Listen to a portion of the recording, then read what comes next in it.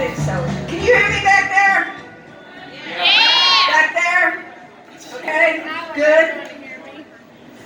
My name is Pinky. My hair is kind of grown out, but they call me Pinky. 23 years in the Air Force. I survived. I had a theme for tonight, but usually I just get up here and talk about what's on my mind. My shrink says that this is instead of journaling. She said once a month you go to the Raven, and you get 10 minutes, and we don't care if they laugh, because I have this quote. Peter used to not, I have a shaking disorder in case you can't tell. I better just hold it against my chest. Comedy is simply a funny way of being serious. Yeah. So tonight we're going to be serious. I usually get 15 minutes. In July they had to grab me off the stage. I'm not done yet. I drink Good Earth spiced tea, decaf, and they have these little tags that have little sayings they on do. them. Yeah. And my subject tonight is hindsight is 2020. What happens to us in our childhood is going to happen to us because somebody up there has an idea of what our life is supposed to be like and what is supposed to happen. And when that tragic thing happens, you can either shake your hand at your higher power. I'm a 10-year recovering addict, and it took me a while to find God. So I found Buzz Lightyear instead. Buzz Lightyear and I have a wonderful relationship to infinity and beyond when I get depressed, you know. But anyway, back on the subject. I'm over 65. I lose track. Anyway, when you have, that's good, audience participation. When you it's just like college, except don't go to sleep. When you have something tragic that happens in your life, like you're the oldest of maybe 13 kids with 7 boys and 5 girls, and you're playing softball, and you grew up, you can't pick your lot in life. When you're born, your spirit comes in, and it creates your soul. So I watch Law and Order a lot, and I can't understand New York City to save my life. I'm white, I'm female. Do I live before 135th and A? Or am I on Times Square? I'm like, I just love Law and Order and Jerry Orbach, so I don't care where they are, you know. But your lot in life is created when you're born, and your higher power, for me it's Buzz, knew that when I turned 50 I would gain 50 pounds. And 8 years ago I weighed 325 pounds. And now I'm having a boob job done in about 6 weeks. And I should be down about another 10 pounds. So I'm now at 220. And in order to ride my friend's horse, I have to be 199. So I'm going to keep going on my diet plan and get these things taken off. But the doctor was really sweet. He said, do you want a B cup or a C cup? And I said, hell, I went from a no cup to a 44 double D. What do I know about that? And like this. So I'm going with a B. I really don't want them at all, you know, but you have to have something. But anyway, your lot in life, what happens to you when you're a child will set the tone for who you're going to be. And this has come to light with me. I have PTSD. I was an air traffic controller for 10 years. And I resigned my commission in 1989 because I couldn't sleep with anybody else to get promoted. So I retired in E6, which is a staff sergeant in the Air Force. And then in front of 300 people at my command, they recommissioned me. I'm standing up there on stage, you know, and my sergeant at arms came up and took the sleeves off my arm and revealed the captain's bars, and I was like, yeah, paycheck. And now I'm loving my paycheck, except I have this problem with my higher power and the lot in life and Law and Order and all this. But anyway, this tag, if I can hold it still, says, look forward with hope and not backward with regret. Amen.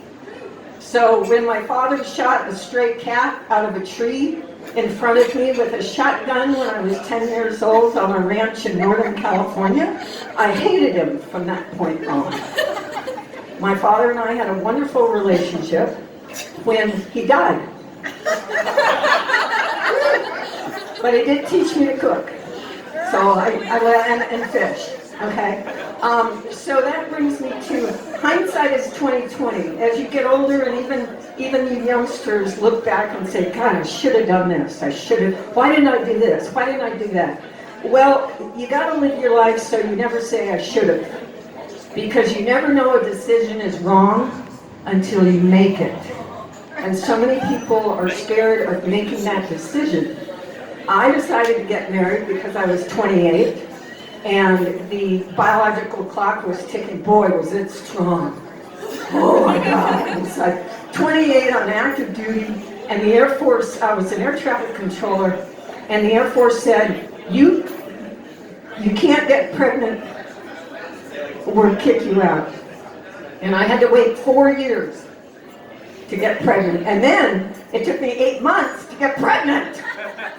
Because he was over here and I was over. They wanted to do a joint spouse, and they wanted to send me to White Sands, New Mexico from Virginia, and they wanted to send him to Okinawa, Japan. And that was the Air Force's idea. Sounds like the Air Force. Barb will attest to that. That's and true. everything. And yeah. So anyway, my mother's sitting in the audience, and I'm up there, and I'm in ballet slippers because he was shorter than I was, and everything. And he was cute, and everything. And my mother's in the audience going, "Don't do it! Don't do it! It's not too late! You haven't done it yet! Oh God, Kellogg, don't do it!" And I was like this, and I did it anyway. And it lasted about 8 years, and I was tired of the control freak. And we were in Japan, and God knew all of this. I didn't know any of this. That voice in my head and that feeling in my gut, I didn't know it was God. The devil had stepped in. And when you sell your soul to the devil, when you're playing softball and you pitch to a family member, and instead of hitting the ball hit her head. And that ended that life. And you sold his soul to the devil. And his life has just been a mess. But he's handled it. He's a gunny sergeant in the Marines, and he will handle it. And when everything comes together, and God says, "Are you going to listen to me now?" And he's going to say, "I think so." And God will say, "You can't think so. You have to go forward with hope. You cannot go back with regret." So that brings me to hindsight is 20/20, and the negative, but positive is retrospect. When you look back at your life, like my father shooting the cat, or the sibling dying and everything, when you look back with retrospect, it's positive because you had no control. It was set. It was going to happen. And people are like all upset because, why didn't she take them? They have a whole life. Well, they have the life because you were in it. And when a lot of people meet me, my mother used to say, "You're never going to be the same when you meet the two of us." And those ladies back there, Emma and Natalie, can attest to that. Because I've been sitting with them waiting up here to come up here. But it's the difference. In group therapy at the VA, we have what's called positive sharing. And it's really interesting to sit there and hear these people don't know what positive is. And I'm like, my God, you woke up in the morning. Hello? You were hungry, you had breakfast, That's positive. See, I'm an ex-weather observer, so the clouds. Oh, my mother's in charge of this storm, let me tell you.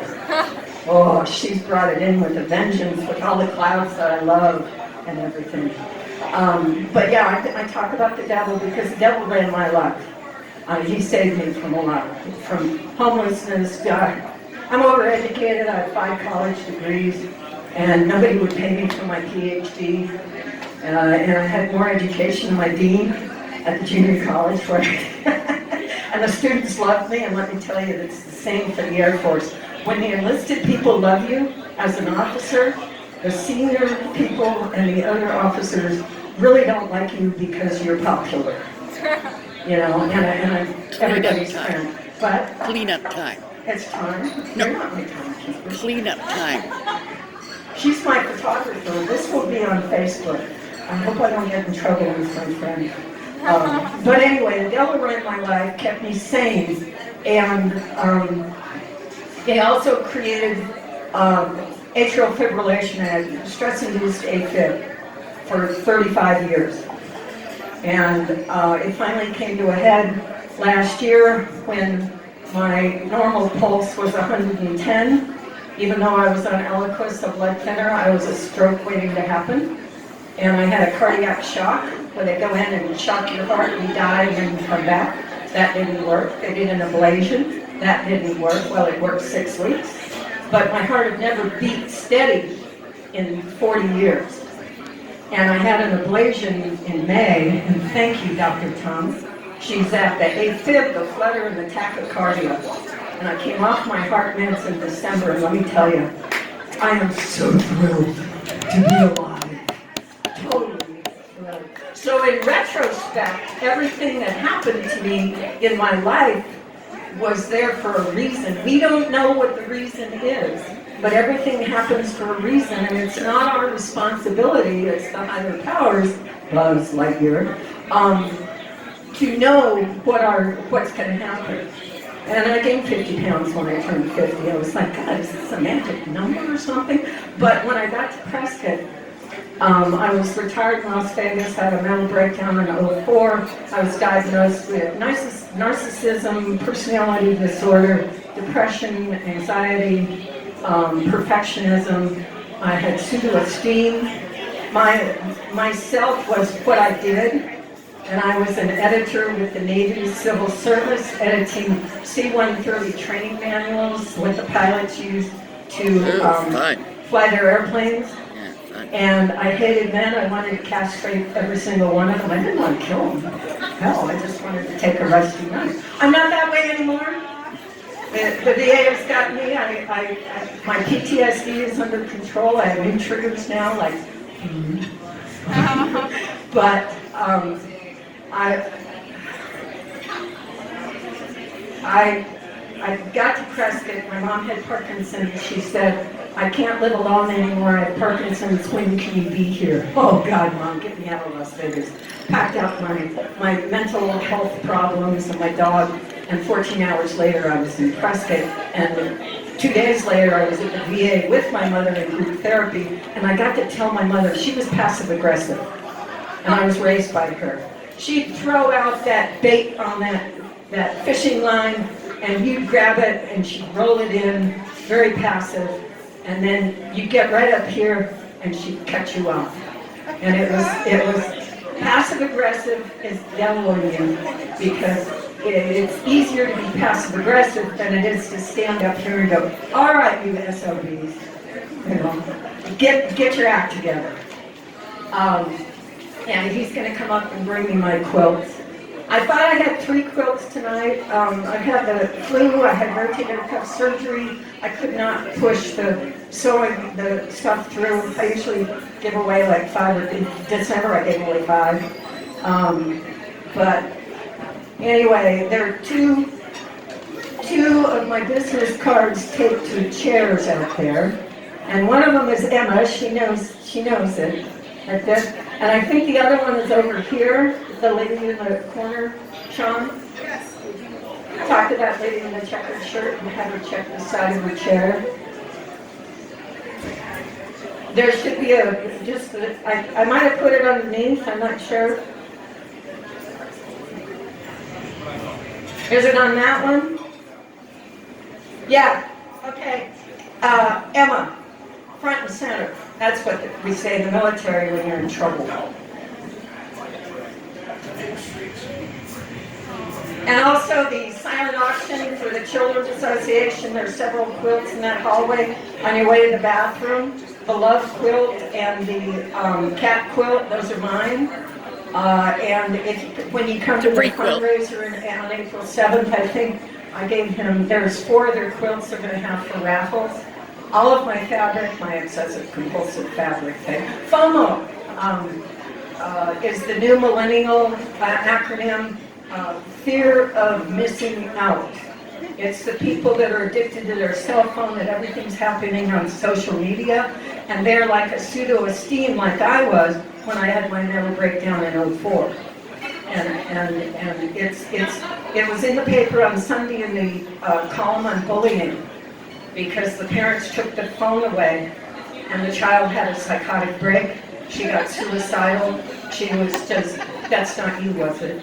No. No, okay, good. But yeah, you have tendencies. I have fabric tendencies.